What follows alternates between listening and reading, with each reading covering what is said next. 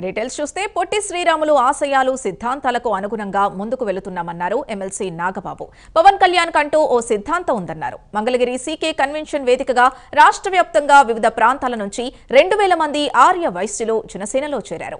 పెనుగొండ సుబ్బారాయుడు ఆధ్వర్యంలో జనసేనలోకి ఆర్య వైశ్యులు చేరారు. ఎమ్మెల్సీ నాగబాబు జనసేన పార్టీ ప్రధాన కార్యదర్శి రామ్ తాళ్లూరి, ఎమ్మెల్సీ పిడుగు హరిప్రసాద్ ఆధ్వర్యంలో చేరికలు కొనసాగాయి.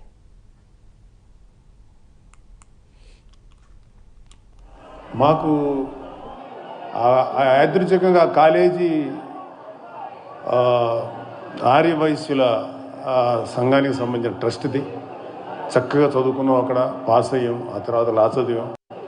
సో ఆ విధంగా ఆ శ్రీరాములు గారి విగ్రహం ఎప్పుడు చూస్తూ దండం పెట్టుకుంటూ వెళ్ళేవాళ్ళం.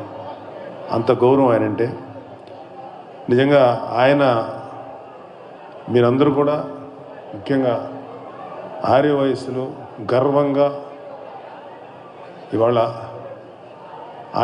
ఆయన్ని తలుచుకుంటే ప్రతి ఆర్య వయసులే కాదు, ప్రతి ఆంధ్రప్రదేశ్ పౌరుడు కూడా గర్వంగా ఛాతీ విరుచుకొని మా పొట్టి శ్రీరాములు గారు అని చెప్పుకోగలిగేటువంటి గొప్ప వ్యక్తి ఆయన, మహానుభావుడు.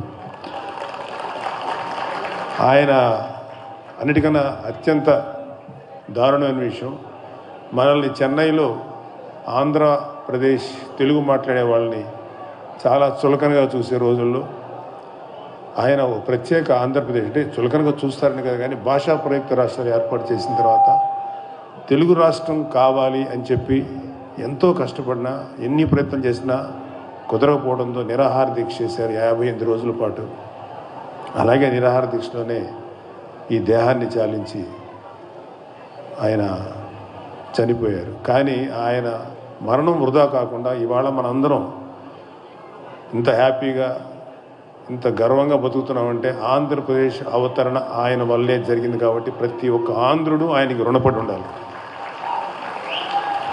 ఈ విషయంలో పవన్ కళ్యాణ్ గారు ఆయన సిద్ధాంతం, మన జనసేన సిద్ధాంతం ఏంటంటే, ప్రభుత్వం ఏర్పడిన తర్వాత కూడా ఎంతసేపు నాకు నేను అనకుండా ప్రజలకు మనం ఏం చేయగలుగుతాం అనేటువంటి ఆశయంతో ముందుకెళ్తున్నారు. పవన్ కళ్యాణ్ గారి గురించి మీకు ఎవరికి ప్రత్యేకంగా చెప్పక్కర్లేదు. ఆయన ఎంత గొప్ప వ్యక్తిత్వం ఉన్న మనిషో, ఎలాంటి వ్యక్తో మీ అందరికీ తెలుసు.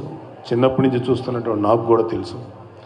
అందుకనే ఆయన్ని ఒక తమ్ముడిగా కాదు, ఒక నాయకుడిగా, ఒక జన సైనికుడిగా ఆయనకి ఎప్పుడు నేను విశ్వాసంతో ఉండి పార్టీ అభివృద్ధికి, పార్టీలో ఉండే కార్యకర్తలు మిగతా అందరికీ కూడా నేను చేదోడు ఓదురుగా ఉంటానని మీ అందరికీ చెప్తున్నాను. అయితే మనకి ఎన్నో ప్రాజెక్ట్స్ జరుగుతుంటాయి, ఎన్నో ప్రభుత్వ పథకాలు జరుగుతుంటాయి. ఎంతసేపటికి అతను ఒక సీఎంగా ఉండి నా పేరు, నా యొక్క ప్రతిదానికి మీకు ఇంతకుముందు గవర్నమెంట్ చూసుంటారు. జగనన్న గోరు ముద్ద, జగనన్న అదొకటి, జగనన్న ఏదో ఒకటి, అన్ని పేర్లు అతనే.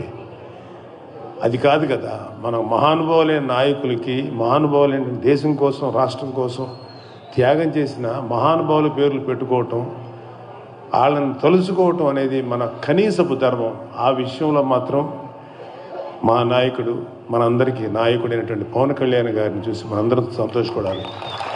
ఎందుకంటే కొత్తగా ఏర్పడిన 5 గోదావరి జిల్లాలకి వాటర్ ప్రాజెక్టు జలధార, పొట్టి శ్రీరాములు జలధార అనేటువంటి ఒక ప్రాజెక్టుకి శంకుస్థాపన చేసి దానికి ప్రజలందరికీ నీరు అందిస్తున్నటువంటి పవన్ కళ్యాణ్ గారిని చూసి నేను చాలా గర్వపడ్డాను. ఎందుకంటే మా నాయకుడు ఒక మహానుభావుడి పేరు ఆ స్కీమ్కి, జలధారకు పెట్టడం అనేది నిజంగా చాలా గర్వించాను.